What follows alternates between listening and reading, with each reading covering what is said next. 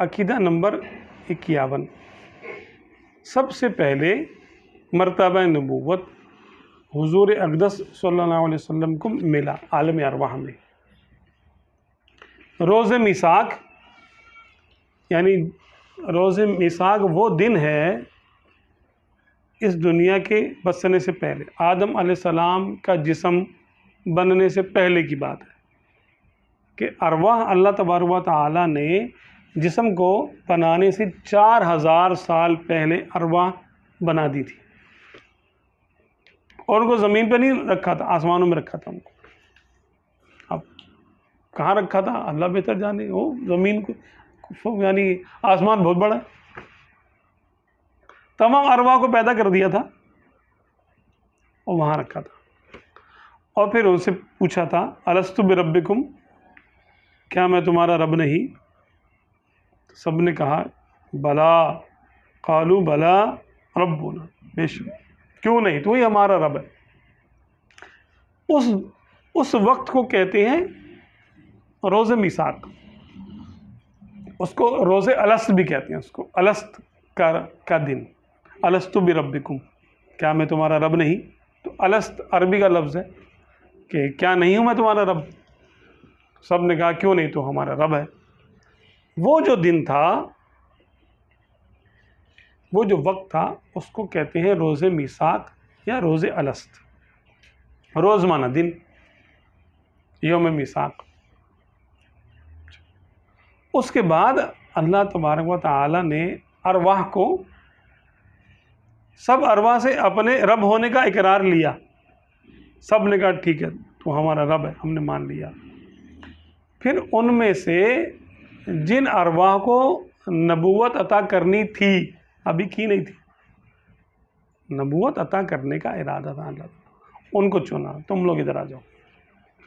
ان کے سامنے اپنے حبیب صلی اللہ علیہ وسلم کی روح انور کو کھڑا کیا اور فرمایا وَإِذْ أَخَذَ اللَّهُ مِيثَاقَ النَّبِيِّينَ لَمَا آتَيْتُكُم مِّن كِتَابٍ وَحِكْمَةٍ ثُمَّ جَاءَكُمْ رَسُولٌ مُصَدِّقٌ لِّمَا مَعَكُمْ لَتُؤْمِنُنَّ بِهِ وَلَتَنصُرُنَّهُ۔ اور وہ اے محبوب وہ وقت یاد کرو جب اللہ تبارک و تعالیٰ نے نبیوں سے وعدہ لیا کہ جب میں تم کو کتاب اور حکمت عطا کروں اور تمہارے پاس یہ رسول آ جائیں، سرکار صلی اللہ علیہ وسلم کی طرف اشارہ ہے، یہ رسول آ جائیں تمہارے پاس، یعنی تم نبی ہو اپنی امت پہ، اور تمہارے ہوتے ہوئے تمہاری امت کے سامنے، تمہارے سامنے یہ نبی تمہارے درمیان میں تشریف لے آئیں، مصدق لما معکم، یہ تمہارے کتاب کی بھی تصدیق کریں اور تمہاری نبوت کو بھی اوکے کر دیں۔ لَتُؤْمِنُنَّ بِهِ، البتہ تم ضرور ان پر ایمان لے کر آنا، لَتَنصُرُنَّهُ، اور ان کی خدمت کرنا، ضرور ان کی خدمت کرنا۔ پھر فرمایا قال اقررتم، کیا تم اقرار کرتے ہو، وَأَخَذْتُمْ عَلَى ذَلِكُمْ إِصْرِي، اور اس بھاری بات کا ذمہ قبول کرتے ہو؟ قالوا اقررنا، کہنے لگے تمام انبیاء کرام نے کہا بالکل ہم نے اقرار کیا۔ قال فاشهدوا، اللہ فرماتا پھر ہم نے کہا تم آپس میں ایک دوسرے پہ گواہ ہو جاؤ، وَأَنَا مَعَكُم مِّنَ الشَّاهِدِينَ، اور میں بھی تم سب پر گواہ ہوں۔ یہ ہے روز میثاق کا وعدہ، یعنی آپ صلی اللہ علیہ وسلم کا نبی ہونا ان پر ظاہر کیا گیا کہ یہ نبی ہوں گے، اور جب تم کو میں نبوت دے کر دنیا میں بھیجوں گا اور یہ نبی آ جائیں گے تو کیا تم ان پر ایمان لاؤ گے اور ان کی خدمت کرو گے؟ سب نے کہا ہم وعدہ کرتے ہیں۔ تو آقا جو عالم صلی اللہ علیہ وسلم کی بیعت تمام انبیاء کرام نے عالم ارواح میں کی۔ سب سے پہلے نبوت آپ صلی اللہ علیہ وسلم کو عطا ہوئی، پھر جس نے اقرار کیا سرکار صلی اللہ علیہ وسلم کے نبی ہونے کا، اس کو نبوت کے لیے اوکے کیا جاتا رہا، اسی شرط پر کہ تم اپنی امت کے سامنے بھی، ایک ہوتا ہے نا کہ بھئی امت کے سامنے ایک شخص سردار ہے، اب دوسرا آ جائے تو اس کو تھوڑا سا وہ ہوتا ہے یار سردار تو میں ہوں، اب میرے ہوتے یہ تو میری حیثیت کیا رہ گئی. تو اللہ تعالیٰ نے پہلی وعدہ لیا، حالانکہ اللہ تبارک و تعالیٰ کو معلوم تھا کہ میں اس نبی کو، اپنے حبیب صلی اللہ علیہ وسلم کو کسی امت میں بھیجوں گا ہی نہیں جس میں نبی پہلے سے موجود ہے. ان کو تو میں بھیجوں گا سب سے آخر میں، وعدہ پہلے لیا سب سے. اور ہر نبی نے اپنی امت کو تاکید کی کہ دیکھو دنیا بننے کے بعد نبوت جب مل گئی، عطا ہو گئی، وہ نبی بن کے ظاہر ہو گئے، ہر نبی نے اپنی امت کو تعلیم فرمائی کہ دیکھو جب تک میں سامنے ہوں تمہارے، میری اطاعت تم پر فرض ہے. اگر میرے سامنے یا میرے جانے کے بعد تمہارے درمیان میں محمد رسول اللہ یا احمد رسول اللہ تشریف لے آئیں تو تم نے ان کا کلمہ پڑھنا ہے. یہ میں تم کو فرض کر کے جا رہا ہوں، یہ مجھ پر بھی لازم ہے، تم پہ بھی لازم کر کے جا رہا ہوں. یہ واجب تھا، فرض تھا. یہ تو پہلا، سب سے پہلے سرکار عالم صلی اللہ علیہ وسلم کو نبوت عطا ہوئی. اس پر ایک حدیث شریف بھی ہے، کہتے ہیں ان ابی ہریرہ قال، ابو ہریرہ رضی اللہ عنہ سے مروی ہے، فرماتے ہیں قالوا یا رسول اللہ، لوگوں نے عرض کی اے اللہ کے رسول صلی اللہ علیہ وسلم، متی وجبت لک النبوۃ، آپ پر نبوت کب ثابت ہوئی، یعنی آپ کب نبی بنے؟ فرمایا قال وآدم بین الروح والجسد، اس وقت جب آدم روح اور جسم کے درمیان میں تھے، یعنی ابھی جسم نہیں بنا تھا، ابھی آدم علیہ السلام کی صرف روح ہی تھی. تو آدم کا نام تو اس وقت ہوا نا جب وہ جسم میں روح آ گئی. آدم کا معنی گندمی رنگت والا، اب روح کا تو کوئی رنگ نہیں ہوتا نا، گندم کا رنگ نہیں ہوتا آدم کا، روح کا. یہ تو گندم کا دانہ کھایا تو پھر گندمی رنگت آئی. آدم کا معنی گندمی رنگت والا. تو آدم علیہ السلام کا ابھی جسم تعمیر نہیں ہوا تھا، اس وقت آپ صلی اللہ علیہ وسلم نے فرمایا میں اس وقت بھی نبی تھا.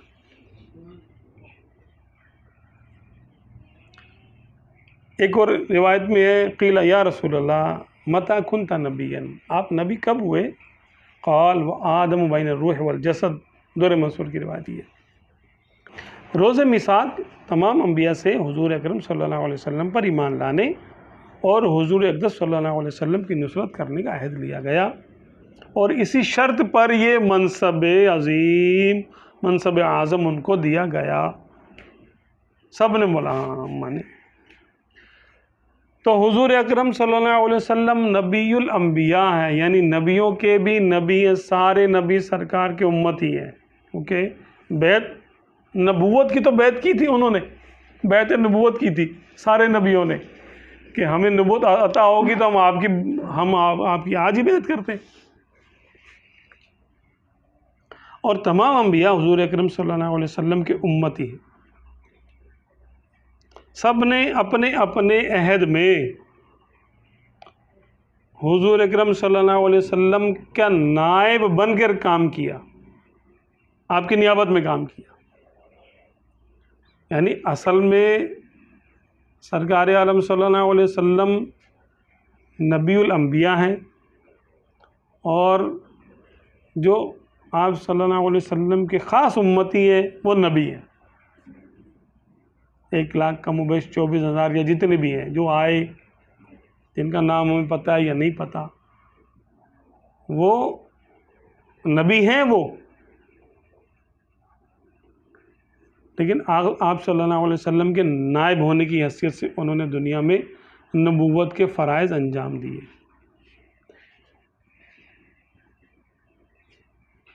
اللہ عز و جل نے حضور اکرم صلی اللہ علیہ وسلم کو اپنی ذات کا مظہر بنایا، اور حضور اکرم صلی اللہ علیہ وسلم کے نور سے تمام عالم کو منور فرمایا۔ فرماتے ہیں، یعنی حاشیہ میں جو پڑھ دیتا ہوں، یا ایھا النبی انا ارسلناک شاہدا و مبشرا و نذیرا، اے نبی ہم نے آپ کو بنایا شاہد یعنی گواہ، نذیر مبشر یعنی خوشخبری دینے والا، و نذیرا ڈرانے والا، و داعیا اور دعوت دینے والا، الی اللہ اللہ کی طرف دعوت دینے والا، باذنہ، و سراجا منیرا اور چمکنے والا روشن آفتاب بنایا۔ پھر تفسیر روح البیانی تحت الآیات و سراج منیرا، روح البیان میں اس آیت کے تحت یہ تفسیر دی ہوئی ہے، اعلم ان اللہ تعالی شبہ نبینا علیہ السلام بالسراج لوجوہ، کہ جان لے، یعنی خاص بات ہے، یہ یقین کر لے کہ اللہ عز و جل نے اپنے حبیب صلی اللہ علیہ وسلم کو، ہمارے نبی اکرم صلی اللہ علیہ وسلم کو تشبیہ دی ہے سورج کے ساتھ، لوجوہ کئی وجوہات کی بنیاد پہ۔ الاول انہ یستضاء بہ فی ظلمات الجہل والغوایۃ ویہتدی بانوارہ الی مناہج الرشد والہدایہ، اس لیے کہ حضور اکرم صلی اللہ علیہ وسلم سے جہل اور سمجھ لے غوایا کہتے ہیں یعنی بے راہ روی، حد سے بڑھنا، کفر کہہ لیں اس کو، جہل و کفر کی ظلمتوں کو دور کیا جاتا ہے آپ صلی اللہ علیہ وسلم کی روشنی سے، اور سرکار عالم صلی اللہ علیہ وسلم کے انوار سے ہدایت حاصل کی جاتی ہے، کس طرف؟ رشد و ہدایت کی طرف۔ کما یہتدی بالسراج المنیر فی الظلام الی سمت المرام، جیسے کہ سورج سے چمکنے ہوئے سورج سے جب روشنی حاصل کی جاتی ہے تو ہم اپنے درست سمت میں چلتے ہیں۔ اچھا، اب انہوں نے کچھ یعنی تبدیلی بھی کی ہے آگے، چوتھا یعنی 3 وجوہات انہوں نے چھوڑ دی، والرابع چوتھی بیان کر رہے ہیں، ان السراج الواحد یوقد منہ الف سراج، کہ ایک چراغ ہوتا ہے تو اس سے آپ 1000 چراغ جلا لیں، ولا ينقص من نوری شیء، اور اس کے نور میں سے کسی چیز کی کمی نہیں ہوگی، ایک چراغ سے آپ 1000 چراغ جلا لیں تب بھی پہلے کا نور کم نہیں ہوگا۔ وقد اتفق اہل الظاہر والشہود علی ان اللہ تعالی خلق جمیع الاشیاء من نور محمد صلی اللہ علیہ وسلم ولم ينقص من نوری شیء، اور اہل ظاہر اور اہل شہود کا اس بات پر اتفاق ہے کہ اللہ تبارک و تعالی نے تمام انبیاء کرام کو اپنے حبیب صلی اللہ علیہ وسلم کے نور سے پیدا کیا، اور حضور اکرم صلی اللہ علیہ وسلم کے نور میں سے کچھ کمی واقع نہیں ہوئی، اس لیے سراج فرمایا۔ وَهَذَا كَمَا رُوِيَ أَنَّ مُوسَىٰ علیہ السلام قال یا رب أريد أن أعرف خزائنك فقال له اجعل على باب خيمتك نارا يأخذ كل إنسان سراج من نارك ففعل فقال هل نقص من نارك قال لا يا رب قال فكذلك خزائني، کہ روایت ہے کہ موسیٰ علیہ السلام نے کہا اے میرے رب میں چاہتا ہوں کہ میں تیرے خزانوں کو جان لوں کہ تیرے خزانے کیسے ہوتے، تیرے خزانے ختم کیوں نہیں ہوتے، مطلب کوئی لاجک ہو اس کی، کوئی دلیل ہو اس پر۔ فرمایا اے موسیٰ اپنے گھر کے دروازے پہ چراغ جلاؤ، چراغ جلایا، کہاں ہر آدمی کو بولو کہ تمہارے چراغ سے اپنا چراغ جلا کے لے جائے۔ اگر سب ایسا کر لیں، سارے انسان ایسا کر لیں کہ تمہارے چراغ سے اپنا چراغ جلا کے لے جائیں، تو کیا تمہارے چراغ میں کچھ کمی واقع ہوگی؟ کہنے لگی لا یا رب، نہیں اے ہمارے رب، ایسا تو نہیں ہے۔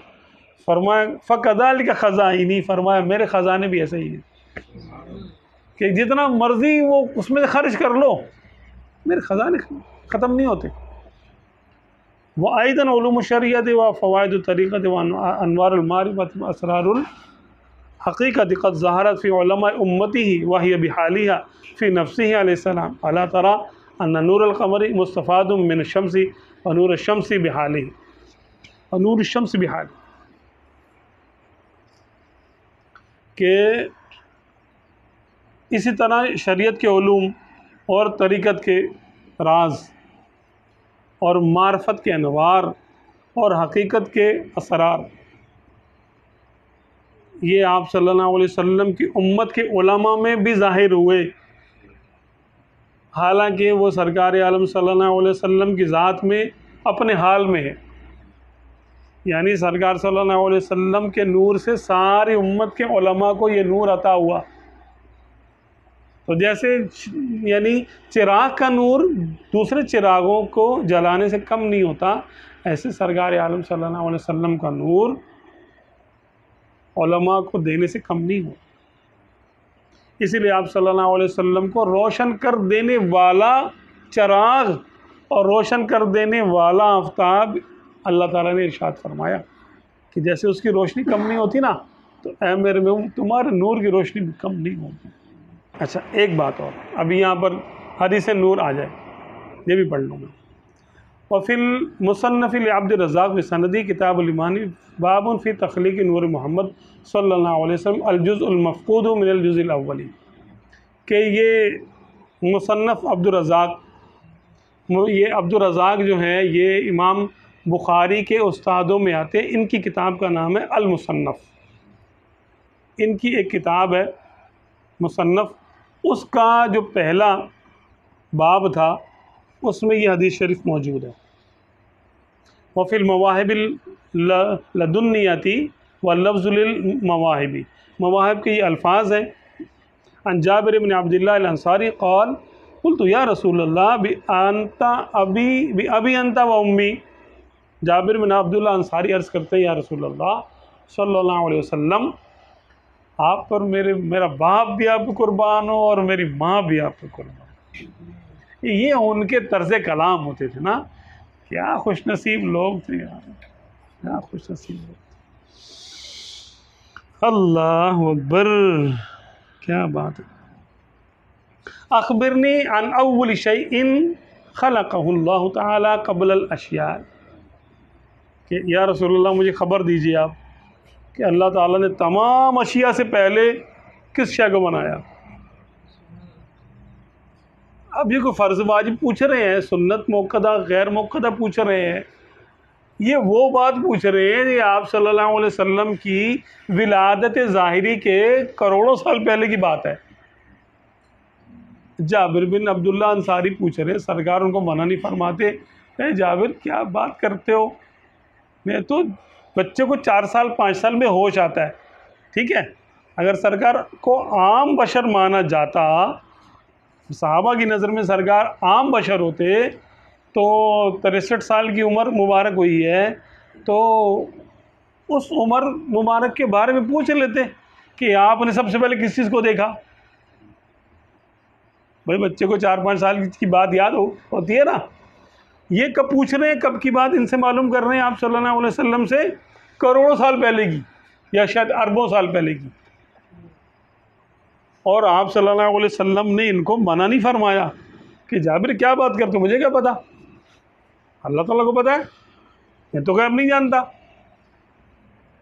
یا مجھے تو یہ بات اللہ نے بتائی ہی نہیں تو میں تم کو کیسے بتا دوں.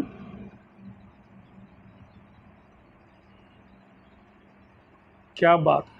مصنف عبد الرزاق فرماتے ہیں قال یا جابر، اے جابر، ان اللہ تعالی، بے شک اللہ تعالی نے قد خلق قبل الاشیاء نور نبیک من نورہ، کہ بے شک تیرے رب نے، اللہ تعالی نے تمام اشیاء کو بنانے سے پہلے تیرے نبی کے نور کو بنایا اپنے نور سے، اپنے نور سے بنایا. یہاں پر کچھ لوگ اعتراض کرتے ہیں، میں اس بات کی وضاحت کر دوں کہ جیسے کہ ایک چراغ سے آپ 1000 چراغ جلا لیں تو ایک چراغ کی روشنی اس کے ٹکڑے نہیں ہوں گے، 1000 چراغوں میں جو روشنی جائے گی وہ اس روشنی کے ٹکڑے نہیں جائیں گے اس میں، اس روشنی کا جز، اس روشنی کا کل، اس روشنی کا کوئی حصہ ان میں منتقل نہیں ہو رہا، بلکہ ایک چراغ کے فیض سے دوسرا چراغ روشن ہو رہا ہے۔ اس کی روشنی وہاں یہ ہمارے لوڈ شیڈنگ کی طرح نہیں ہے کہ ہمارا جو کرنٹ آیا جیسے 12,000 واٹ کا ایک یعنی جو نا ٹرانسفارمر پہ آ گیا لوڈ، اس کو ہم نے تقسیم کر دیا سب جگہ، ٹھیک ہے، اب وہ تقسیم ہوتے ہوتے وہ کم ہو گیا۔ ایک ہماری بیٹری ہے، اس پہ ہم 4 پنکھے چلا سکتے ہیں اور ہر ایک پہ لوڈ ڈیوائڈ ہو جائے گا تو وہ بیٹری ساری وہاں ختم ہو جائے گی، تو بیٹری کا کرنٹ وہاں جا کر تقسیم ہو گیا، ہر پنکھے ہر لائٹ میں کرنٹ تقسیم ہو گیا۔ سورج کا اپنے چراغ کا نور ایسے نہیں جاتا، ہر چراغ کی اپنی بتی ہے، اپنا تیل ہے، اب وہ خالی پہلے چراغ کے قریب آیا، اس سے لو ملائی اور وہ بھی روشن ہو گیا، اس کی روشنی اس میں نہیں گئی، اس کی روشنی کا ٹکڑا اس کی روشنی میں نہیں گیا، بلا تشبیہ بلا مثال اللہ تعالیٰ نے اپنے نور سے، میں مثال نہیں دے رہا ہوں یہ والی مثال، جیسا اس کی شان کے لائق ہے، اس نے اپنے نور سے، نور کے فیض سے، ٹکڑے سے نہیں، اپنے نور کے ٹکڑے سے نبی کا نور نہیں بنایا، کیونکہ اللہ تعالیٰ کے نور کے ٹکڑے نہیں ہو سکتے، وہ ٹکڑے ہونے سے پاک ہے، ہاں اس کا فیض ہے، اللہ تعالیٰ نے اپنے نبی کے اپنے نور کے فیض سے اپنے نبی کے نور کو بنایا۔ پھر کیا ہوا؟ فجعل ذلك النور يدور بالقدرت حيث شاء اللہ تعالی، تو یہ نور اللہ تبارک و تعالیٰ کی قدرت سے یہ گردش کرتا رہا جہاں اللہ نے چاہا، یہ اس کی عبادت تھی، اس نور کی عبادت یہ تھی کہ وہ دورہ کرتا رہا جہاں چاہا، جہاں اللہ نے چاہا۔ وَلَمْ يَكُنْ فِي ذَلِكَ الْوَقْتِ لَوْحٌ وَلَا قَلَمٌ وَلَا جَنَّةٌ وَلَا نَارٌ وَلَا مَلَكٌ وَلَا سَمَاءٌ وَلَا أَرْضٌ وَلَا شَمْسٌ وَلَا قَمَرٌ وَلَا جِنِّي وَلَا إِنسِي، اور نہیں تھا اس وقت میں نہ لوح تھی، نہ قلم تھا، نہ جنت تھی، نہ دوزخ تھی، نہ کوئی فرشتہ تھا، نہ آسمان تھا، نہ زمین تھی، نہ سورج تھا، نہ کوئی چاند تھا، نہ کوئی جنوں والا تھا، نہ کوئی انسان تھا، نہ کوئی جنی تھا نہ انسی تھا۔ فلما اراد اللہ تعالیٰ یخلق الخلق قسم ذلك النور، بس جب ارادہ کیا اللہ تبارک و تعالیٰ نے کہ وہ مخلوق کو بنائے تو اس نور کے کو تقسیم کیا 4 اجزاء، چار ٹکڑوں میں اس نور کو تقسیم کیا۔ فخلق من الجزء الاول القلم، پہلے ٹکڑے سے قلم کو بنایا، ومن الثانی اللوح، اور دوسرے حصے سے لوح محفوظ کو بنایا، تو لوح محفوظ سرکار کے نور سے بنا اور قلم بھی سرکار کے نور سے بنا۔ ومن الثالث العرش، اور تیسرے ٹکڑے سے عرش کو بنایا۔ ثم قسم الجزء الرابع 4 اجزاء، پھر چوتھے ٹکڑے کے مزید 4 ٹکڑے کیے، ٹھیک ہے، پہلے 3 ٹکڑوں میں سے، پہلے سے قلم، دوسرے سے لوح، تیسرے سے عرش، چوتھا ٹکڑا تھا اس کو روک لیا، اس کے اب مزید 4 ٹکڑے کیے۔ فخلق من الجزء الاول حملۃ العرش، اور پہلے ٹکڑے سے عرش اٹھانے والے فرشتے بنائے۔ ومن الثانی الکرسی، اور دوسرے حصے سے کرسی کو بنایا۔ ومن الثالث باقی الملائکۃ، ملائکتی، اور تیسرے سے باقی ملائکہ بنائے. ملائکہ پورے ہو گئے، عرش ہو گیا، کرسی ہو گئی، عرش اٹھانے والے فرشتے ہو گئے. ٹھیک ہے، ابھی آسمان نہیں بنا، ابھی لوح محفوظ بنا وغیرہ وغیرہ، یہ ساری چیزیں بن گئی. اچھا، چوتھے ٹکڑے کے پھر 4 ٹکڑے کیے. فخلق من السماء من الاول السماوات، اور پہلے حصے سے پھر آسمان بنا.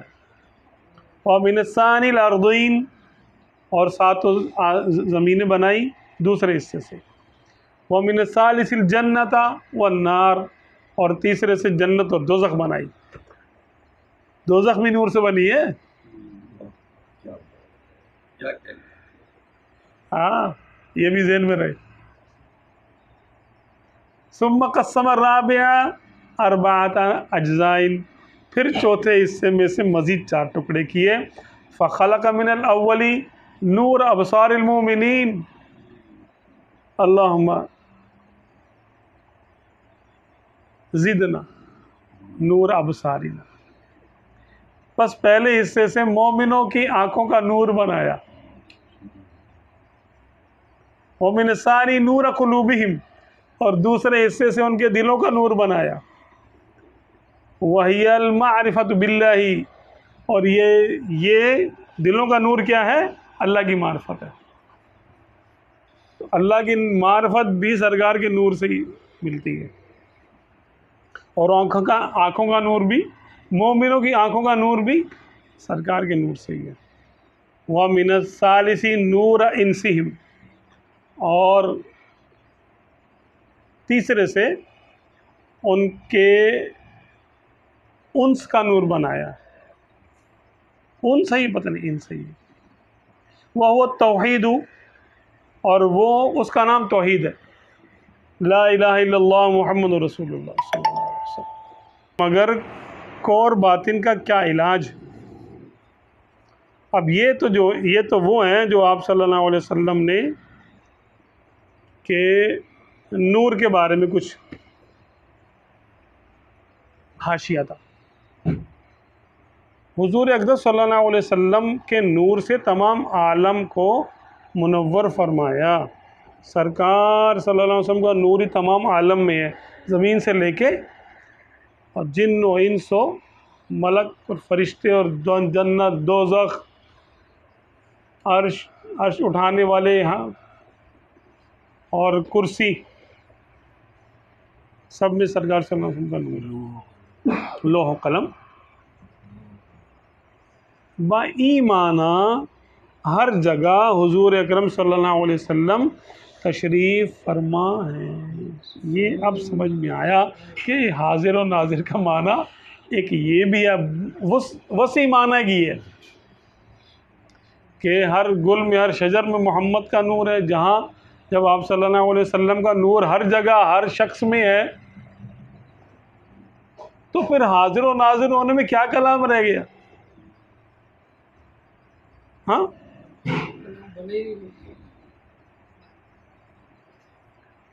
کیا کلام رہ گیا؟ اب یہ تو ہے حدیث شریف. اب جو اس کا انکار کرے تو وہ کرے، پھر کوئی حدیث یا کوئی آیت ایسی لے کر آئے جس میں یہ ثابت ہو کہ یہ ایسا نہیں ہے. اپنی عقل سے کلام کرے گا تو تم اس کی عقل پر ایمان لانا ہمارے لیے کوئی ضروری نہیں ہے. میں گدا ہوں اپنے کریم کا، ہم تو سرکار کے فرمان پر بس جان فدا ہے جی. اور کیا، ہمارا تو وہ ایمان ہے جو سرکار کا فرمان ہے. اپنی طرف سے تو ہمارا کچھ ہے نہیں. اگر سنیوں کو کہا جائے بھائی تم نے سرکار کا نور مان لیا یار، تم نے کیوں مانا؟ تو ہمارے پاس دلیل ہے. ہم بولتے تم نے کیوں نہیں مانا؟ تمہارے پاس کون سی دلیل ہے؟ کوئی حدیث ہے ایسا؟ بھائی تم بھی کوئی حدیث لے کے آؤ کہ نہیں اللہ نے میرا نور نہیں بتایا، میں کوئی نور نہیں ہوں، اور اللہ تعالیٰ نے میرے کوئی بھی نہیں ہے، میں کوئی نور وور نہیں، کچھ بھی نہیں ہے. ایسی کوئی حدیث ہے؟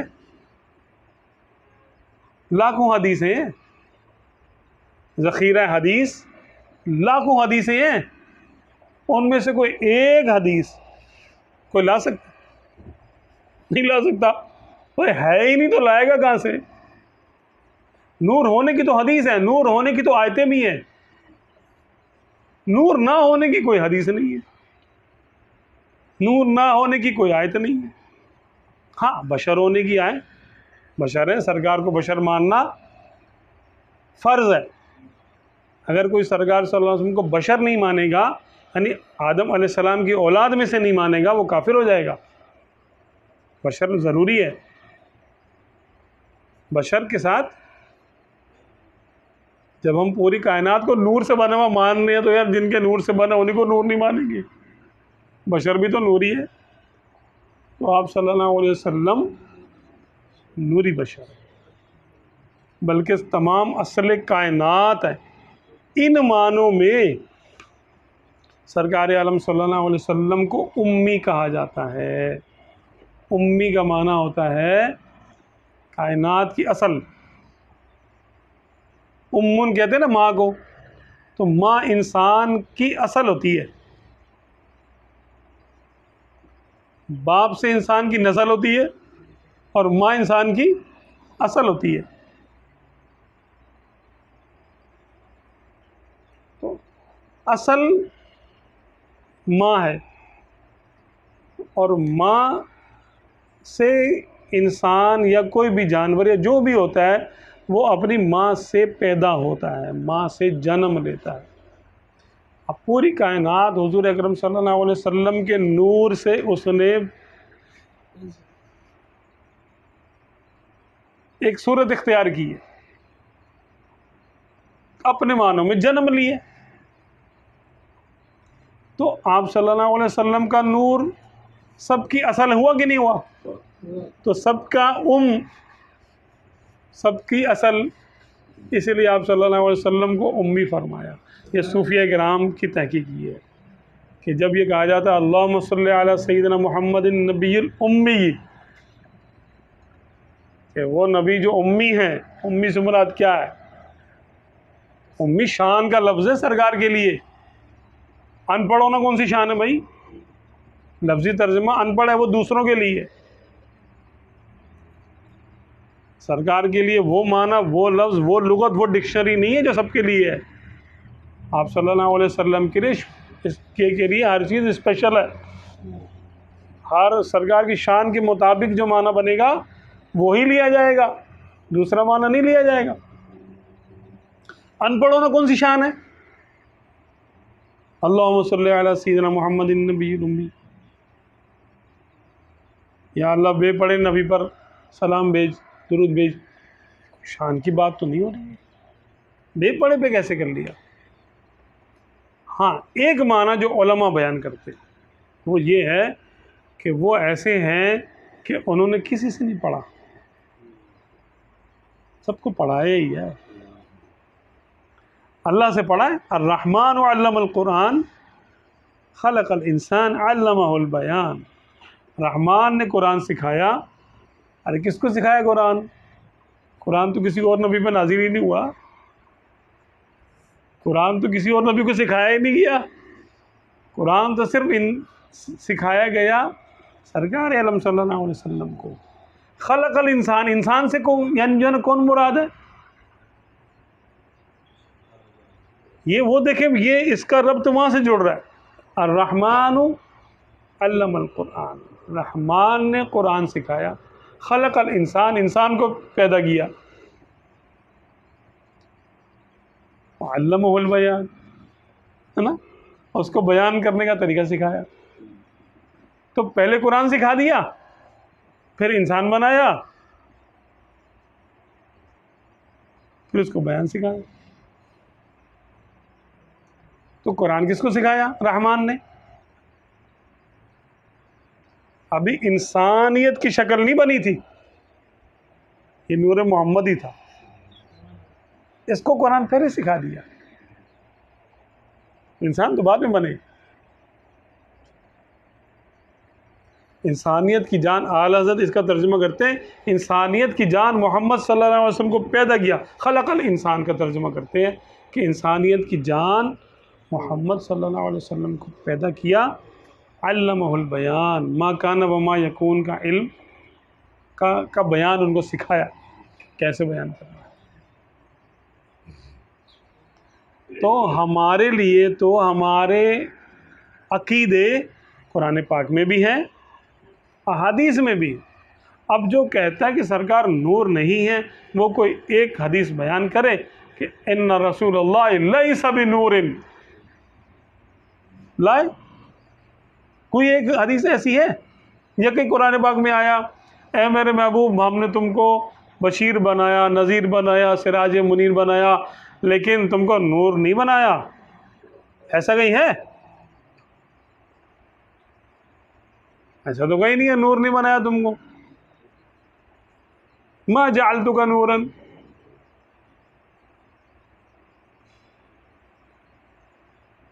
بھائی ہم اپنے گھر سے نہیں عقیدے لے کر آئے، دل سے گھڑے نہیں عقیدے، ہمارے علماء نے وہی ہم کو نچوڑ کر کے بتایا جو قرآن و حدیث میں جا بجا آیا۔ یہ نہیں کہ ایک آدھ جگہ آ گیا، اب یہ جگہ یہاں پہ کم ہے، ٹائم کم ہے، ورنہ کتابوں کی کتابیں اس پر، اس پہ احادیث درجنوں ہیں، مختلف روایتوں سے، مختلف طرق سے آئی ہیں وہ روایتیں، اس پہ آیتیں ایک سے زائد ہیں نور ہونے پر۔ اور پھر اولیاء اور کرام کا کشف ہے، اور جو نور مانتا ہے اس کے پاس کوئی دلیل تو ہے نا یار نور ماننے کی، تو جو نور نہیں مانتا اس کے پاس کیا دلیل ہے؟ اگر قیامت میں بندے سے خدا پوچھے تم نے میرے محبوب کا نور کیوں مانا، تو وہ کہے گا یا میرے مولا میں نے قرآن پاک پڑھا تھا، اس میں یہ تھا کہ تو نے خود کہا ہے کہ میں نے تو اے محبوب میں نے تم کو شاہد بنا کے بھیجا، ہاں بشیر بنا کے بھیجا، نذیر بنا کے بھیجا، اور سراج منیر بنا کے بھیجا، چمکنے والا آفتاب۔ تو میں یہی سمجھا کہ بھئی چمکتا تو آفتاب وہی ہے جس میں نور ہوتا ہے، وہی چمکتا ہے، جس میں اندھیرا بھی کبھی چمکتا ہے یار، کبھی اندھیرا بھی چمکتا ہے۔ تو میں تو یہی سمجھا،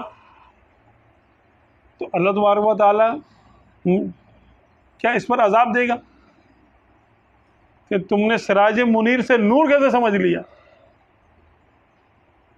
کیا اس بات پہ عذاب ہوگا؟ بھائی چمکتے ہوئے چراغ سے نور ہی سمجھ میں آتا ہے، اور کیا سمجھ میں آتا ہے؟ اچھا جو نور نہیں مانتے ان سے پوچھا جائے گا تم نے میرے نبی کو نور کیوں نہیں مانا، وہ دیکھ لیں کہ وہ کون سی آیت پیش کریں گے۔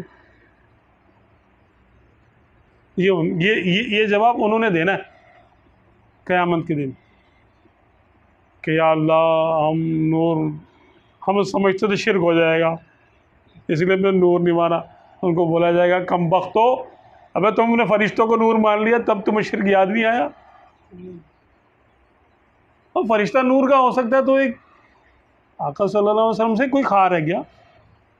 جبکہ ان فرشتے کے نور ہونے پر کوئی آیت ہے؟ ڈھونڈ کے بتانا مجھے جس کو پتا ہو۔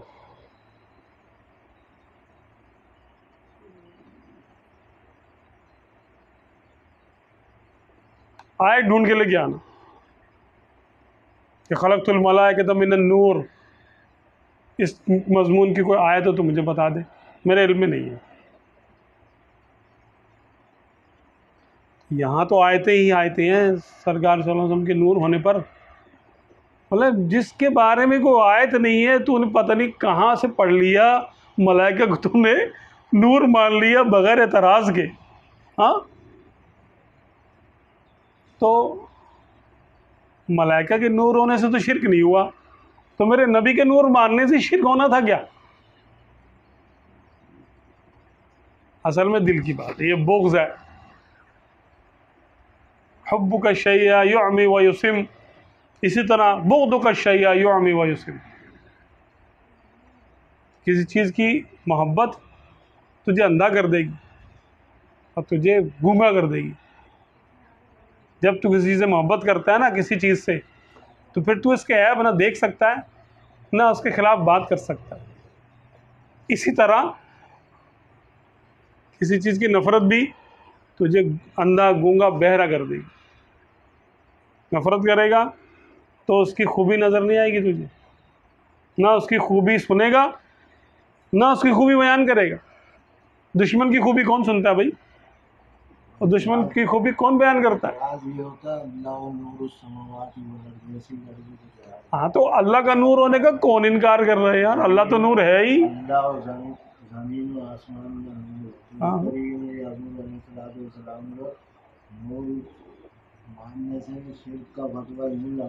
اچھا، اللہ نور السماوات والارض، اللہ زمین و آسمان کا نور ہے، فرشتے نور ہیں کہ نہیں؟ پھر کیا ہوا؟ اب تو دو نور ہو گئے. شرک ہوا اب کہ نہیں ہوا؟ نہیں بھائی، ذاتی واتی تو وہ تو ہم بولتے ہیں نا. جو شرک کا فتویٰ لگا رہا ہے یہ تو ہمارے دلائل ہیں، ذاتی اور عطائی ہونا، مخلوق اور خالق ہونا، یہ تو ہمارے دلیل ہیں. اچھا، فرشتے ذاتی اور عطائی کا فرق کر کے بچ جائیں گے آپ، ٹھیک ہے؟ تو وہی فرق یہاں کر لو یار سرکار صلی اللہ علیہ وسلم سے. وہی بات ہے نا کہ جو بات فرشتوں کے لیے جائز مانتے ہیں وہ اپنے ہمارے نبی کے لیے کیوں نہیں مانتے بھائی؟ وہی فرق یہاں کر لو. وہ فرق یہاں کیوں نہیں ہو رہا؟ دل نہیں مان رہا نا، یہ نہیں مانے گا. ہاں، یہ دل نہیں مانے گا بھائی. دل تو وہی اسی کا مانے گا جس کو حب رسول عطا ہوئی ہے. یہ ایسے عقلوں سے دل نہیں مانتا بھائی. ابو جہل کا دل مانا تھا؟ عقل تو مانتی تھی اس کی یار ہیں تو یہ نبی. بات تو ساری صحیح ہے ان کی، لیکن کیا کروں، دل نہیں مانتا. میں ان کے ہاتھ پہ کیسے، ان کا ہاتھ کیسے چوموں، ان کے در پہ کیسے جھکوں؟ یہ تو اپنے سے نہیں ہوگا. تو نہ تیرے کو کس نے بلایا؟ جس کو سرکار صلی اللہ علیہ وسلم کی عظمت و شان سمجھ میں نہیں آتی وہ تو ادھر آئے بھی نہیں. یہ راستہ اس کے لیے نہیں ہے. کیونکہ ہم اہل ایمان تو پھر ایسی ایسی باتیں کریں گے تم کو ہضم بھی نہیں ہوگا. ہم تو بولیں گے بعد از خدا بزرگ توئی قصہ مختصر. ہم تو سرکار صلی اللہ علیہ وسلم کو اللہ کے بعد سب سے بڑا مانتے ہیں، مخلوق میں سب سے بڑا آقا کو مانتے ہیں. اب تم کو ہضم ہی نہیں ہوگا بیٹا، تو تم ادھر نہیں آؤ، تم وہی رہو اپنے خشک کا چاول. اچھا جی، ماشاءاللہ ہم نے جو ہے وہ بہار شریعت کے پہلے حصے میں جو نبوت کے متعلق عقائد تھے اس کو ہم نے سرسری طور پہ کچھ اور کچھ عقائد کو تفصیلی طور پہ پڑھ لیا تھا. الحمدللہ رب العالمین. تو اس کا آج تتمہ ہے، آخری. وہ یہ ہے کہ سرکار دو عالم صلی اللہ تعالیٰ علیہ وآلہ وسلم کے نور ہونے کے متعلق جو حدیث نور ہے اس کے بعد یہ مسئلہ لکھا ہوا. فرماتے ہیں مسئلہ ضروریہ، انبیاء کرام علیہ الصلوۃ والسلام سے جو لغزشیں واقع ہوئیں ان کا ذکر تلاوت قرآن و روایت حدیث کے سوا حرام اور سخت حرام.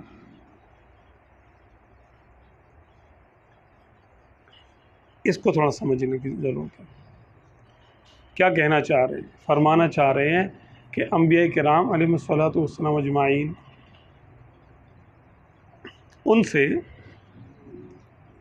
اللہ تبارک و تعالیٰ کی مشیت کے مطابق کچھ ایسے کام ہوئے جو جس کو لغزش کہا جاتا ہے. لغزش اس کا جہاں کہیں ذکر قرآن پاک میں آ گیا، آپ تلاوت کر رہے ہیں تو ظاہر سی بات ہے آپ کو وہ تلاوت کرنا ہے. اب قرآن کو تو اللہ تبارک و تعالیٰ کا کلام ہے تو وہ مقام ہم تبدیل نہیں کر سکتے. اللہ کا فرمان ہم پڑھ رہے ہیں، اپنی بات تو کر نہیں رہے. اب وہ بات اللہ تبارک و تعالیٰ کی طرف سے وارد ہوئی ہے، ٹھیک ہے، کہ سیدنا آدم علیہ السلام نے گندم کا دانہ کھایا. اب اللہ تبارک و تعالیٰ نے اس کو بیان کیا تو ہم نے اس کو قرآن پاک میں پڑھ لیا، وہاں جو ہے وہ ترجمہ آیا تو ترجمہ کا بھی بیان کر دیا، تفسیر آئی تو تفسیر کو بھی ہم نے پڑھ لیا۔ اسی طرح نوح علیہ السلام نے اپنے بیٹے کے متعلق دعا کر دی جو کہ کافر تھا، تو آپ نے شفقت پدری کی وجہ سے کہا کہ یا اللہ تعالیٰ یہ میرا بیٹا ہے، تو اس کے بارے میں آپ نے بات کی، یعنی رب تعالیٰ سے دعا کر دی اس کے لیے۔ تو اللہ تبارک و تعالیٰ نے پھر آپ کو فرمایا کہ وہ تمہاری اہل میں سے ہی نہیں ہے، انہ لیس من اہلک، ٹھیک ہے، کیونکہ وہ کافر تھا۔ تو ایک مومن کا بیٹا اگر کافر ہو تو وہ اس کا نسب اس سے کٹ جاتا ہے، ختم ہو جاتا ہے۔ اسی طرح دیگر انبیاء کرام کے بارے میں بھی ایسا۔ تو جہاں قرآن و حدیث میں ان کی ان باتوں کا، ان اداؤں کا ذکر آ جائے تو ہم ان اداؤں کو اور ان باتوں کو ذکر کریں گے، لیکن اس کو دلیل بنا کے ہم اپنے روزمرہ کے معاملات میں ڈسکس کرنے کے لیے نہیں بیٹھ جائیں گے کہ یار یہ کام ہم بھی کر سکتے ہیں، بھائی ہم بھی آدمی ہیں، ہمارے معاذ اللہ، جیسے لوگ اس طرح کی بھی جو ہے نا کہتے ہیں کہ معاذ اللہ، ایک شعر ایسا دیکھیں، یہ شعر بھی لوگوں میں چلتے ہیں، نقل کفر نباشد، اور کہتے ہیں جرم آدم نے کیا اور نسل آدم کو سزا، کاٹتا ہوں وہ کہ جو میں نے کبھی بویا نہیں۔ ایسے لوگ، ایسے شاعر بھی ہوئے ہیں کہ جرم کی نسبت اس کو جرم کہہ دیا اور جرم کہا اور اس کی نسبت کر دی آدم علیہ السلام کی طرف، کہا انہوں نے جو کیا تھا اس کی سزا میں ہم دنیا میں آ گئے، یہ ساری مصیبتیں ہمارے گلے پڑ گئیں۔ اگر وہ گندم کا دانہ نہ کھاتے تو ہم لوگ جنت میں مزے کر رہے ہوتے، ہم لوگ بھی جنت میں ہوتے پھر۔ تو حالانکہ یہ اللہ تبارک و تعالیٰ کی مشیت تھی، اللہ تبارک و تعالیٰ نے اپنے انبیاء کرام کو جو احکامات دیے یا جو باتیں ان کو یعنی ارشاد فرمائی، اگر اس میں ہم دیکھیں کہ ان کا اور ان کے رب کا معاملہ کچھ ایسا ہے کہ اللہ تبارک و تعالیٰ ان کو پیار سے ان کی اداؤں کا ذکر کر رہا ہے، اے آدم تم نے ایسا کیا تھا، اے نوح تم نے ایسا کیا تھا۔ کبھی کبھی آپ صلی اللہ علیہ وسلم سے بھی کوئی ایسی بات ہو جاتی ہے رب تعالیٰ کی کہ اے محبوب تم نے تیوری چڑھائی، تم نے ایک نابینا آیا تو تم نے اس سے منہ پھیر لیا۔ اب یہ رب تعالیٰ کلام کر رہا ہے کس سے؟ اپنے حبیب سے، یا اپنے حبیبوں سے، اپنے پیاروں سے بات کر رہا ہے۔ وہ ان کا اور ان کے رب کا معاملہ ہے، اللہ جانے اس میں کتنے راز پوشیدہ ہے، کیونکہ اللہ تبارک و تعالیٰ نے اپنے پیاروں کو نبی بنایا ہے، اپنے دشمنوں کو نبی نہیں بنایا، اور ان کی اداؤں کا ذکر ہمارے سامنے کیا ہے۔ اللہ تعالیٰ نے ان کے عیب تھوڑی کھولے ہیں کہ آدم تم نے یہ کیا تھا نا، تم نے جو ہے نا دانہ کھا لیا تھا نا، اب ہم کو تو نہیں پتا تھا، اب ہم نے قرآن پڑھا تو ہم کو پتہ چل گیا کہ آدم علیہ السلام جو دانہ کھایا تھا۔ تو کیا رب تعالیٰ نے معاذ اللہ ان کا عیب بتانے کے لیے قرآن کو نازل کیا؟ ایسا تو نہیں ہے۔ نوح علیہ السلام نے اپنے بیٹے کے لیے دعا کر دی تھی، اب وہ تو ان کا اور ان کے رب کا معاملہ تھا اور ہزاروں سال پہلے کی بات ہے، ہم کو بتانے کی ضرورت کیا تھی؟ یعنی ہم کو بتانے کی حکمت کیا تھی اس میں؟ تو اس میں کچھ حکمت ہے، اللہ تعالیٰ نے ان کے عیب نہیں بتائے ہمیں، نہ یہ ہم کو حکم دیا کہ تم بھی ایسے باتیں کر لیا کرو۔ اللہ تبارک و تعالیٰ نے ان کے قصے بتائے اور ان کا موقف جو نہ بتایا، ان کا بشر ہونا بتایا کہ وہ بھی بشر تھے، وہ بھی باپ تھے، وہ بھی انسان ہی تھے، وہ خدا نہیں تھے۔ اب اس میں یہ حکمت ہماری سمجھ میں آتی ہے، اور تفسیروں میں بے شمار تفسیروں میں اس کی جو ہے وہ یعنی حکمتوں کا بیان آیا ہے لیکن اللہ تبارک و تعالی تو مالک الملک ہے، وہ جس کو جو چاہے جس طرح چاہیں خطاب کرے اس سے، ہاں، بلا تشبیہ بلا مثال۔ ایک باپ ہے اپنے بیٹے کو نالائق احمد کیا ہے، جو نا احمق جو نا کہتا ہے کہ او نالائق احمق، تم کو کچھ سمجھ میں نہیں آ رہی، میں نے تم کو 1000 دفعہ سمجھایا، تم پھر وہی کام کر رہے ہو، مثال کے طور پہ۔ اب وہ باپ اپنے بیٹے کو کہہ رہا ہے اور پوتا سن رہا ہے، کیا کل کو پوتے کو یہ حق حاصل ہے کہ وہ اپنے باپ کو، جو کہ اس کے دادا کا تو بیٹا ہے لیکن اس کا باپ ہے، اس کو کہے کہ ابو جان آپ احمق ہیں، آپ نالائق ہیں؟ کہہ سکتا ہے کیا وہ؟ نہیں کہہ سکتا۔ اگر کہے تو خود نالائق ہے، خود احمق ہے، خود بے وقوف ہے، خود بدتمیز، بلکہ گستاخ مانا جائے گا اس کو۔ وہ یہ نہیں کہہ سکتا کہ آپ کو تو دادا ابو نے بولا تھا، میرے سامنے میں نے خود سنا اپنے کانوں سے۔ بھائی اس کے دادا ابو نے جو بولا تھا، کیا پتہ کیا بات تھی، تجھے کیا پتا؟ اگر یہ تو بندے کا بندے سے معاملہ ہے نا، ہو سکتا ہے کہ بات واضح بھی ہو جائے۔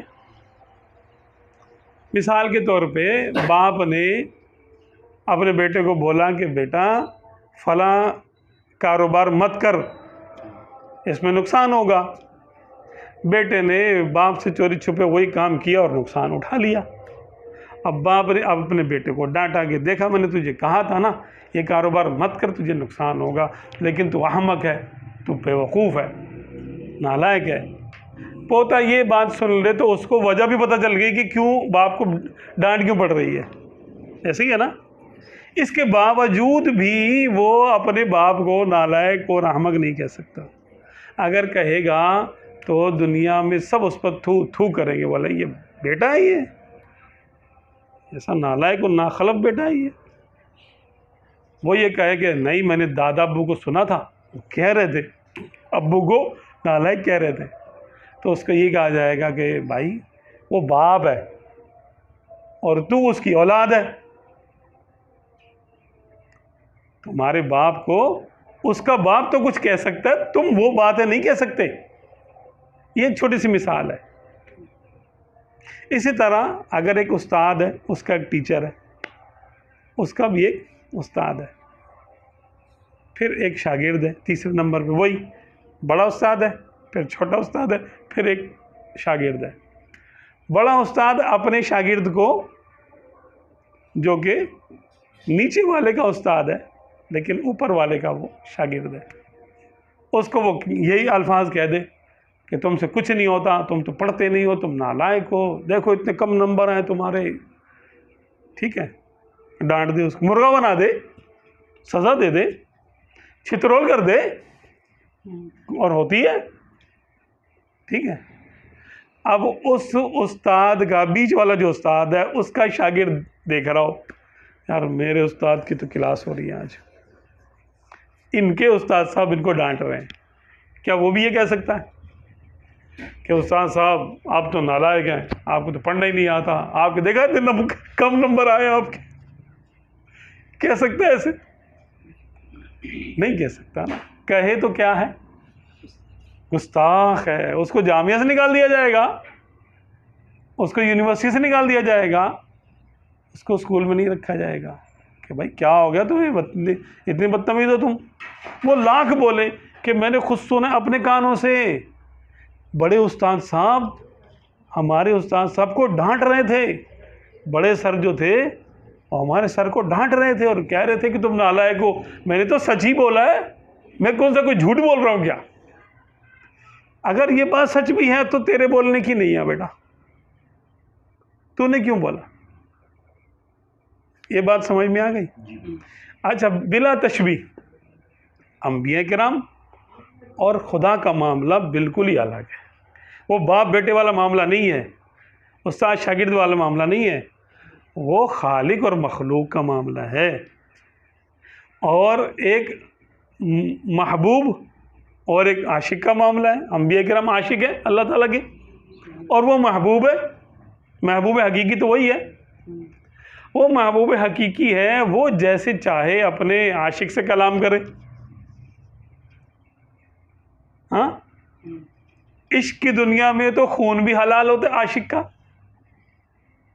ٹھیک ہے. اور وہ معبود حقیقی ہے, اپنے عابد یعنی اپنے پیارے بندے نبی علیہ السلام جو بھی نبی ہوں ان کے بارے میں ان کو جیسے چاہے یاد فرمائے, جو لقب ان کو دینا چاہے وہ دے سکتا ہے. وہ مالک الملک ہے. لیکن ان کا کوئی امتی اٹھ کے ان کے بارے میں وہ الفاظ نہیں دہرا سکتا.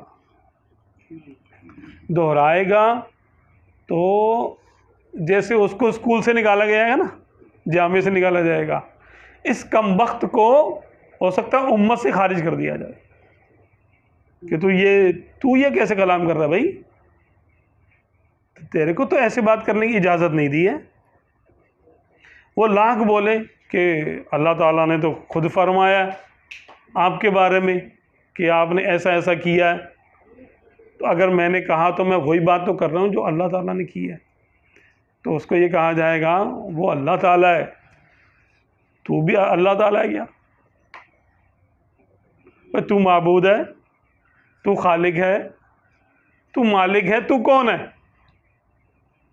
تیرا ان کا رشتہ کیا ہے؟ اللہ کا ان سے ایک رشتہ ہے, خالق اور مخلوق کا, عابد اور معبود کا, ٹھیک ہے, محبوب اور عاشق کا رشتہ ہے. تیرا اپنے نبی سے کیا رشتہ ہے؟ محض غلام محض. تو وہ بات کیسے کہہ سکتا ہے جو رب کی بات تو کر رہا ہے, تو کرے گا کیا؟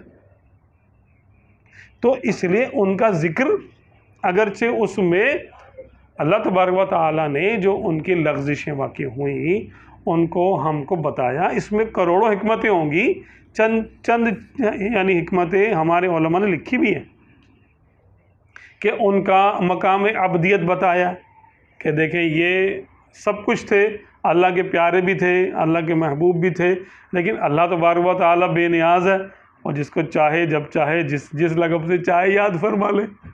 وہ مالک ہے, اس کا مالک ہونا ظاہر اور ان کا بندہ ہونا ظاہر ہو رہا ہے. یعنی یہ توحید کی بات ہو رہی ہے یہاں پر.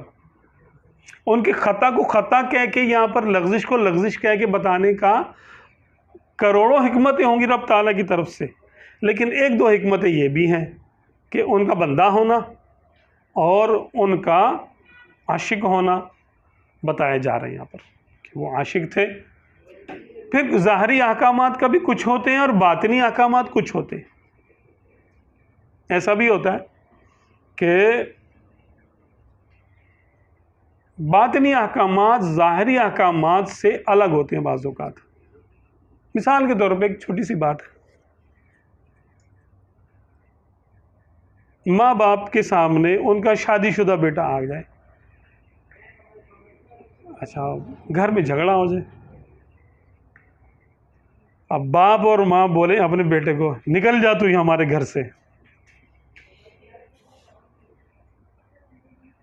تو کیا اس کو نکل جانا چاہیے؟ اولاد کو, بیٹے کو جو کماؤ پوت بھی ہو, کما کے دیتا ہو, گھر کا ماں باپ کا خرچہ بھی اٹھاتا ہو, ہاں کیا کرنا چاہیے اس کو؟ وہ یہ کہہ سکتا ہے کہ بھائی ابو نے مجھے خود نکالا ہے, امی نے مجھے خود بولا ہے کہ تو نکل جا یہاں سے. نکل جانے کے الفاظ تو بولے ہیں, لیکن اس کا ایک چھپا ہوا معنی یہ بھی ہے کہ اپنی حرکتیں ٹھیک کر لے, ادھر ہی رہ. جو ہم کو تجھ سے شکایت ہے وہ شکایت دور کر لے. اس کا مقصد یہ نہیں ہے کہ تیرے کو نکالنا ہی مقصد تھا, نکال کے روئیں گے پھر بعد میں, پھر بولیں گے دیکھو ہم نے آدھی زبان سے بولا اور یہ دیکھو چھوڑ کے چلا گیا, ہمیں بیوی کے پیچھے لگ کے چلا گیا. ایسے بولیں گے نا. اور وہ بولیں گے نہیں ابو جان آپ نے خود کہا تھا اپنی زبان سے, امی جان آپ نے خود کہا تھا اپنے الفاظ میں نے خود سنا اپنے کانوں سے, آپ نے مجھ سے کہا تھا کہ تو دفع ہو جا یہاں سے, چھوڑ کے چلا جا, چلا جا یہاں سے, ہمارے گھر سے نکل جا, دفع ہو جا. اب ماں باپ تو غصے میں کچھ بھی کہہ دیں گے، تو کیا وہ الفاظ پکڑ کے بیٹا گھر سے چھوڑ کے جا سکتا ہے؟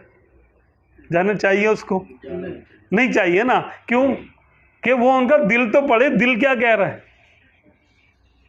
کہ ماں باپ کی زبان کچھ کہہ رہی ہے اور ماں باپ کا دل کچھ اور کہہ رہا ہے. اس پہ بھی تو دیکھیں نا، توجہ کرے کہ ماں باپ کا پیار کچھ اور کہہ رہا ہے اور ان کا غصہ کچھ اور کہہ رہا ہے. اس وقت غصہ غالب ہے تو غصے میں وہ کچھ کہہ رہے ہیں اور اندر سے ان کا دل کہہ رہا ہے کہ نہیں جائے، نہ جائے تو صحیح ہے، پھر دیکھتے بھی ہیں گیا تو نہیں. ہاں کرتے ہیں نا، ہر گھر کی کہانی ہر بندہ ہی مثال سمجھ لے گا کہ بعض اوقات اللہ تبارک و تعالیٰ کی بلا تشبیہ بلا مثال اللہ تبارک و تعالیٰ نے اپنے محبوب کے بارے میں کوئی بات ارشاد فرمائی. ظاہر میں الفاظ کچھ بھی تھے لیکن ان کا آپس کا رشتہ دشمنی کا نہیں ہے، ان کا آپس کا رشتہ نیاز مندی کا اور محبت کا رشتہ ہے کہ وہ رب تعالیٰ کے نیاز مند ہیں، بندے ہیں، عابد ہیں، عاشق ہیں، اور وہ ان کا محبوب ہے اور معبود ہے. اب ان کے آپس کے معاملات میں دخل دینا کسی تیسرے کے لیے روا نہیں. یہ ایک دوسرے کو بعض اوقات انبیاء کرام بھی کچھ ایسی بات کہہ دیتے ہیں کہ دوسرا نہیں کہہ سکتا، یہ بھی ہے. ناز میں جب ہوتے ہیں، جب ناز میں ہوتے تو بعض اوقات ایسی بات کہہ دیتے ہیں کہ وہ مقام محبوبیت کی بات ہوتی ہے. آپ دیکھو سرکار عالم صلی اللہ علیہ وسلم نے غزوہ بدر سے ایک دن پہلے آپ نے رات بھر جاگے اور آپ نے جا کر کیا کہا کہ یا اللہ اگر تو نے آج ان مٹھی بھر جو میں لے کر آیا ہوں ان کی مدد نہ کی تو قیامت تک زمین پہ تیری عبادت نہیں کی جائے گی. پھر اب خدا کو ایسے کہنا کہ یا تو ان کی مدد کر، یہ میرے غلام ہے، ورنہ قیامت تک پھر تیری عبادت نہیں کی جائے گی زمین پر، یہ ناز کی بات ہے. کوئی آپ صلی اللہ علیہ وسلم نے بھی اس کے پھر بعد میں یا پہلے کبھی ایسا کلام نہیں کیا، یعنی روایتوں میں نہیں آتا ایسا کلام کہ آپ صلی اللہ علیہ وسلم نے اس قسم کا کلام کیا. لیکن اب تعالیٰ نے برا نہیں مانا، بلکہ فرمایا ٹھیک ہے ہم بھیج رہے ہیں، 3000 فرشتہ بھیج دیں گے. اچھا 5 یعنی تم بولو تو 5000 بھیج دیں گے، اور بھیجے، برا مانا اس نے؟ نہیں، وہ جانتا ہے میرے محبوب کے دل میں کیا الفاظ کیا ہے اور دل میں اس کے کیا ہے. یہ دل سے چاہتا ہے کہ میری ہی عبادت کی جائے دنیا میں، یہ تو میری عبادت کی خاطر ایسے الفاظ کہہ رہا ہے. یہ نہیں کہہ رہا کہ معاذ اللہ کوئی تکبر نہیں ہے، اس میں کوئی شکوہ نہیں ہے، کوئی دعویٰ نہیں ہے، کوئی برا پہلو نہیں ہے اس میں. وہ دلوں کے حال جانتا ہے، بہتر جانتا ہے وہ. تو بعض اوقات انبیاء کرام بھی اپنے رب سے ایسا کلام کرتے ہیں جو ناز کا کلام ہوتا ہے کہ وہ بھی کسی خاص موقع پہ کر دے تو کر دے، عام طور پہ نہیں کرتے ویسا کلام رب تعالیٰ سے. اور رب تعالیٰ جب اپنے جیسے موڈ کی بات ہے نا، رب تعالیٰ مزاج کی بات ہے، صفت ہے اس کی بے نیازی یا ناز اور انداز دکھانا، یہ بھی ایک صفت ہے. تو جب وہ اس لحاظ سے بات کرے گا تو وہ جس کو چاہے پھر کہہ دے، جس کی چاہے اس کو کہہ دے تم نے غلطی کی، تم نے ایسا کیا، تم نے ایسا کیا، جو الفاظ چاہے بول دے، اس کی مرضی ہے. لیکن اس کے یہ دیکھنا ہوتا ہے کہ جو کوئی کلام کسی سے بندہ کہہ رہا ہے، ہم لوگ آپس میں بھی کلام کرتے ہیں تو وہ کلام اس کا صحیح معنی اس وقت سمجھ میں آتا ہے جب ہمیں ان کا آپس کا رشتہ معلوم ہے کہ وہ کیسا ہے. ٹھیک ہے، دشمن کو ہم کہتے ہیں آ جا سامنے آ جا، کیا مطلب ہوتا ہے اس کا کہ لڑائی کر لے آ کر. اور دوست کو کہتے ہیں ارے بھائی سامنے آ جاؤ، تو یعنی ملاقات کرنا چاہتے ہیں. الفاظ وہی ہیں، ملتے جلتے الفاظ ہیں، لیکن ہمارا آپس کا رشتہ بتا رہا ہے کہ معنی کچھ ہو رہا ہے. اب آپ صلی اللہ علیہ وسلم ایک بار حضرت عبداللہ بن ام مکتوم نابینا صحابی تھے، تو آپ صلی اللہ علیہ وسلم قریش کے بڑے بڑے لوگوں کو دین کی دعوت دے رہے تھے. عبداللہ بن ام مکتوم رضی اللہ تعالیٰ عنہ کیونکہ نابینا تھے، وہ آئے اور آ کر انہوں نے بار بار عرض کی کہ یا رسول اللہ صلی اللہ علیہ وسلم آپ مجھے سکھائیے، مجھے سکھائیے، مجھے سکھائیے. اللہ نے جو آپ کو سکھایا ہے اس میں سے مجھے سکھائیے. اب ایک طرف اپنا ہو، غلام ہو، امتی ہو جو کہ ایمان لا چکا ہے، اس کا مسئلہ نہیں ہے. اب ایمان تو اس کے پاس موجود ہے، فرائض سیکھے گا، نوافل سیکھے گا، اس کا ٹائم ہے، اور سکھانے والے کو بہتر معلوم ہے کہ کون سی چیز کب سکھائی جائے گی. لیکن وہ کیونکہ نابینا تھے، وہ یہ نہیں دیکھ پا رہے تھے کہ آپ صلی اللہ علیہ وسلم کتنے اہم لوگوں کو دین کی دعوت دے رہے ہیں. بڑے بڑے قریش کے رئیس ہیں، اگر یہ ایمان لے آئیں گے تو سمجھ لیں کہ پھر بہت سارے لوگ ایمان لے آئیں گے ان کو دیکھ کر. یہ حکمت ان کی نظروں سے پوشیدہ تھی. اس پر آیتیں نازل ہوئی کہ اے محبوب عبسا وتولا، اے محبوب تم نے تیوری چڑھائی اور تم نے منہ پھیر لیا اس بندے سے جس نے کہ تم سے آ کے کہا تھا کہ مجھے آپ سکھائیں، مجھے تعلیم دیں.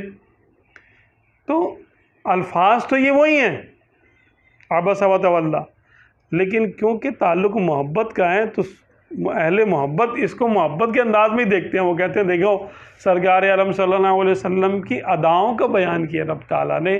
اگر آپ صلی اللہ علیہ وسلم نے کبھی تیوری پر بلب مبارک بھی ڈالے تو اللہ تعالیٰ نے وہ بھی بیان کیا قرآن پاک میں، اس کا بھی بیان کر دیا تاکہ اس کی تلاوت ہوتی رہے. ایک تیوری پہ بلب ڈالنا بھی کوئی بات ہے جس کا ذکر کیا جائے، لیکن آپ صلی اللہ علیہ وسلم کے ہیں نا یہ تو معاملات، تو اس ادا کو بھی رب تعالیٰ نے بیان کر دیا. اللہ تبارک و تعالیٰ نے آپ صلی اللہ علیہ وسلم کے اداؤں کی قسم یاد فرمائی، اعلیٰ نے جس کا ترجمہ کیا. عرف میں ہم اس کو قسم کھانا کہتے ہیں، لیکن اللہ تبارک و تعالیٰ کی طرف اس کی نسبت میں یعنی ادب یہی ہے کہ اس کو کھانے کا لفظ نہ بولا جائے، اللہ تعالیٰ کھانے سے پاک ہے. اس کو آپ چاہیں تو تھوڑا ہٹا دیں. تو آپ صلی اللہ علیہ وسلم کی اداؤں کی اللہ تبارک و تعالیٰ نے قسم یاد فرمائی. تو ایک ادا یہ بھی تھی تیوری چڑھانا، اور وہ اپنی ذات کی خاطر نہیں تھی بلکہ وہ دین کی تبلیغ کے لیے تھی. اس میں تو تلوار بھی اٹھائی جاتی ہے اور لوگوں کی گردنیں بھی اڑائی جاتی ہیں، لیکن بس اللہ تبارک و تعالیٰ کو وہ ادا اتنی پسند آئی کہ اللہ تبارک و تعالیٰ نے اس کو بطور پسند کے بیان کیا ہے قرآن پاک میں. اہل محبت اس کو اس طرح بیان کرتے ہیں، یہ نہیں کہ اس کو بطور ڈانٹ ڈپٹ کے. ارے قرآن پاک اللہ تبارک و تعالیٰ نے اپنے حبیب پہ نازل کیا، اپنے دشمن پہ نازل نہیں کیا. عیب کھولنے کے لیے نہیں بیان کیا بلکہ حکمت ظاہر کرنے کے لیے بیان کیا. تو یہ ان باتوں کا بیان کرنا قرآن و حدیث میں جب آ جائے تو وہاں پر بھی بڑے احتیاط کے ساتھ ادب کا دامن تھام کر بیان کرنا ضروری ہے. اس کو عامیانہ انداز میں نہیں بیان کیا جا سکتا کہ جیسے کسی عام آدمی کا ذکر ہو رہا ہے اور عام آدمی کی خطاؤں لغزشوں کا ذکر ہو رہا ہے. انبیاء کرام علیہ الصلوۃ والسلام اجمعین کے بارے میں جب کہیں لغزش کا کہیں ذکر آ جائے تو مختصر کریں، اتنا ہی کریں جتنا قرآن و حدیث میں ہے، اور لوگوں کے فہم کے مطابق ان کو سمجھا کر، تاکہ ان کے ذہنوں میں ایمان کی کمزوری واقع نہ ہو.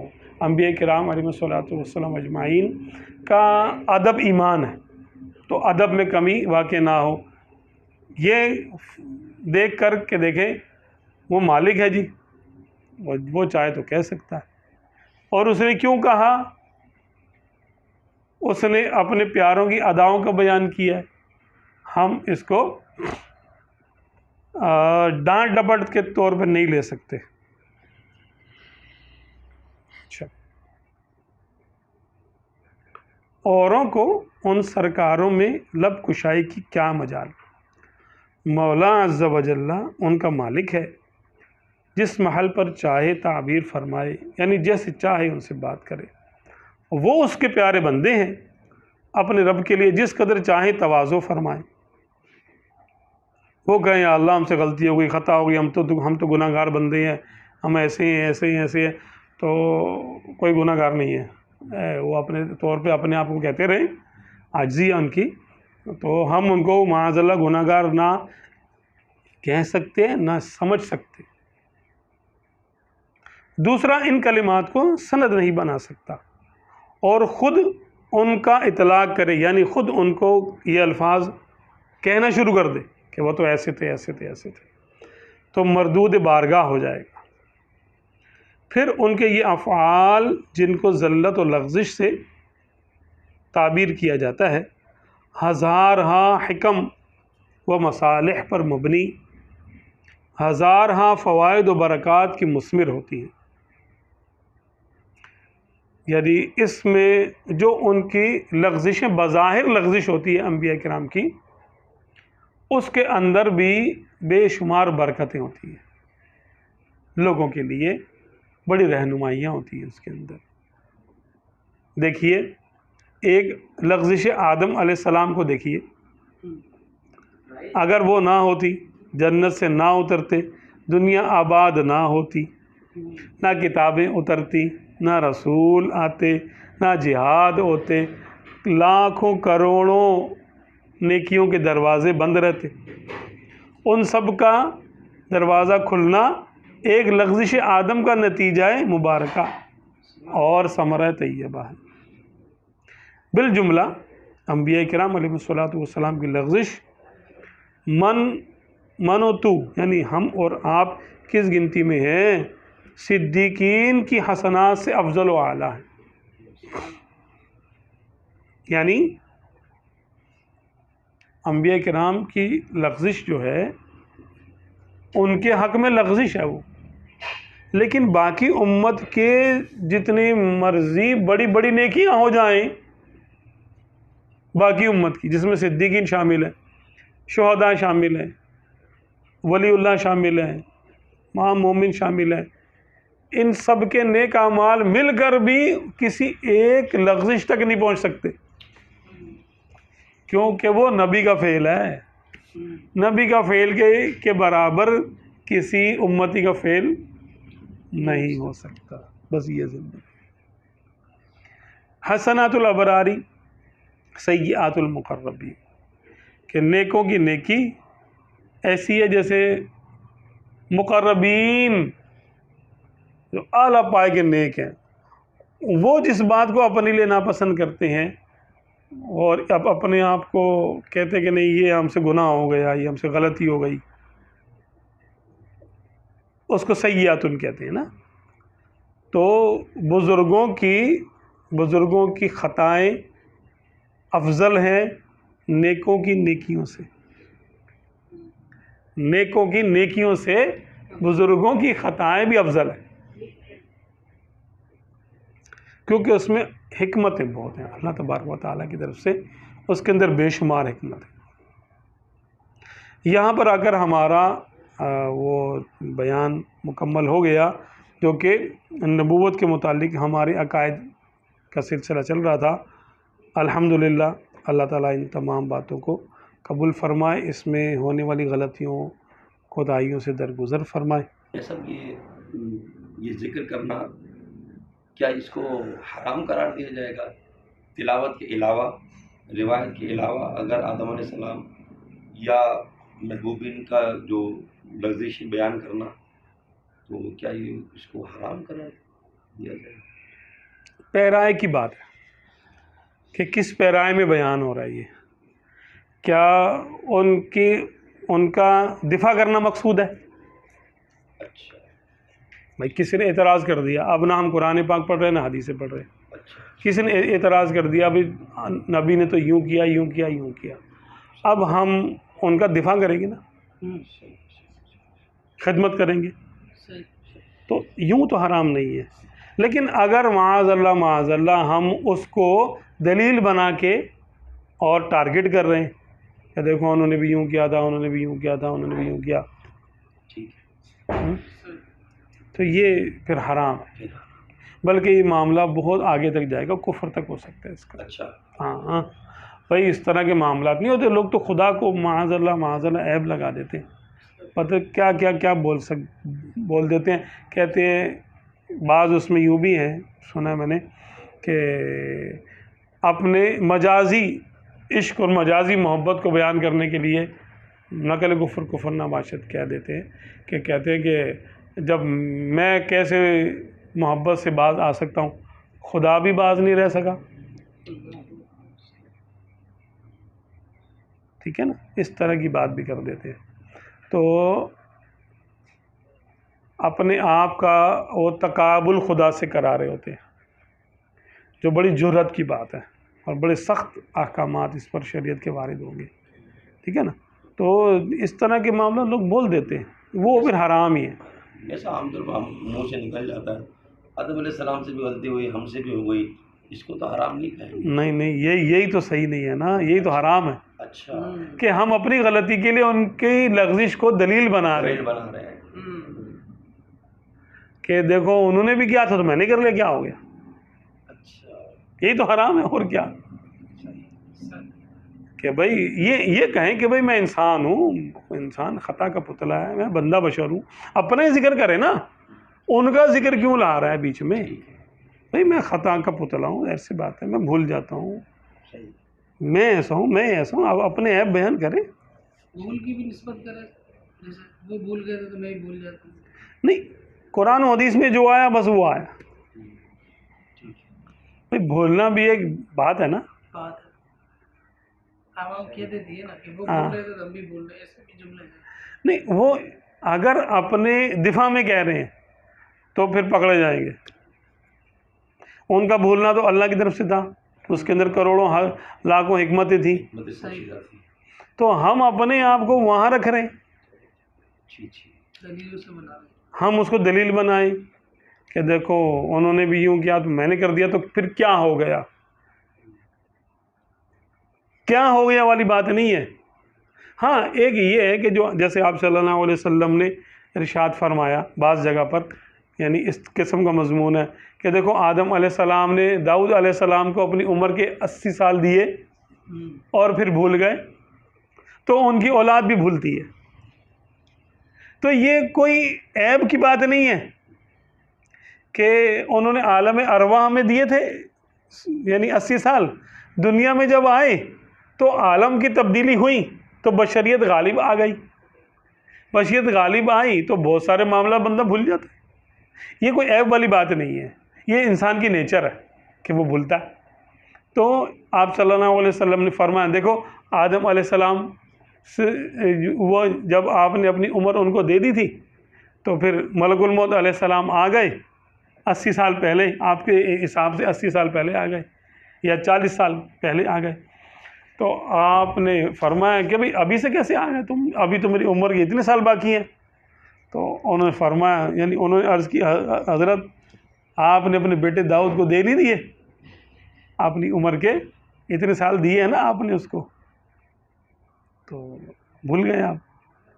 تو آپ صلی اللہ علیہ وسلم نے اس واقعے کا بیان فرمایا کہ وہ بھولے تھے تو اولاد آدم بھی بھول جاتی ہے. یعنی انسان میں بھول کہاں سے آئی؟ اپنے جد امجد سے آئی. تو اس طرح کا اب حدیث پاک میں آپ سرکار صلی اللہ علیہ وسلم نے یہ بات ارشاد فرما دی تو وہ کر سکتے، اس بات کو بھی سرکار بیان کر سکتے صلی اللہ علیہ وسلم. ہم نہیں کر سکتے اپنی طرف سے کوئی موقع ڈھونڈ کے ہم بیان کرنا شروع کر دیں. نہیں بھائی، جتنا ادب کر لیں گے اتنا ہی ایمان دل میں پختہ ہوگا. ادب سے ہی ادب ایمان ہے اصل میں. ہاں سیدھی بات. جیسا آپ نے فرمایا یہ چیز کفر تک بھی لے جا سکتی ہے، تو کیا حضرت عمر رضی اللہ عنہ فاروق اعظم نے ایک امام مسجد کو صرف سورہ عبسہ وتولیٰ جو قرآن کی صورت ہے عشاء کی نماز میں پڑھا کرتا تھا، تو اس پر وہ ان کو قتل کرا دینا یہ کیا یہی وہی صورت ہے کہ کفر تک لے جانے والی؟ دیکھیں نا اس نے کیا کہا تھا جب آپ رضی اللہ عنہ نے اس سے پوچھا کہ تم ہر بار عبس و تولّیٰ کیوں پڑھتے ہو، تو اس نے کہا کہ مجھے اس میں لطف آتا ہے کہ اس میں اللہ نے اپنے حبیب اپنے نبی کو ڈانٹا ہے، تو اس ڈانٹ پہ مجھے لطف آتا ہے۔ تو اس کے دل میں اب نبی علیہ السلام کی طرف تو نہیں رہا نا، وہ دفاع میں نہیں رہا بلکہ اگینسٹ ہو گیا، دفاع میں نہیں رہا وہ کہ وہ آپ صلی اللہ علیہ وسلم کی طرف سے بات کرتا کہ بھئی رب تعالیٰ مالک ہے، ٹھیک ہے، ہمارے نبی ہیں، انہوں نے جو بھی ان کی ادائیں تھیں اللہ تعالیٰ نے اس کو جیسے چاہا تعبیر فرمایا، جیسے چاہا بیان کیا، بلکہ سرکار صلی اللہ علیہ وسلم کی اداؤں کو محفوظ رکھنے کے لیے قرآن میں بیان کر دیا۔ یہ بھی تو ایک موقف ہے، یہ نہیں لیا اس نے وہ والا موقف لیا جو منافقین کا، تو چھپا ہوا کینہ اس کا ظاہر ہوا، تو نبی کے خلاف کینہ رکھنا کفر ہے، اس کا کینہ ظاہر ہو گیا یہ ان الفاظ سے، تو مرتد ہے۔ جیسا آپ نے فرمایا کہ اس کا کینہ ظاہر ہوا، دور حاضر میں اگر کوئی شخص سورہ عبس و تولّیٰ ہر عشاء میں پڑھتا ہے اور اس کی معاذ اللہ یہ نیت نہیں ہے، وہ تو قرآن کی پھر تو کوئی حرج نہیں ہے نا، اس نے تو اپنا کینہ ظاہر کر دیا نا، ظاہر کر دیا ہاں اس وجہ سے پھر تو ظاہر سی بات ہے۔ ٹھیک اگر کوئی نہیں کرتا ہے ایسے اور اس کے دل میں نہیں ہے نہیں تو قرآن پاک کی آیت ہے، جو چاہے پڑھے، اس میں کیا مسئلہ ہے۔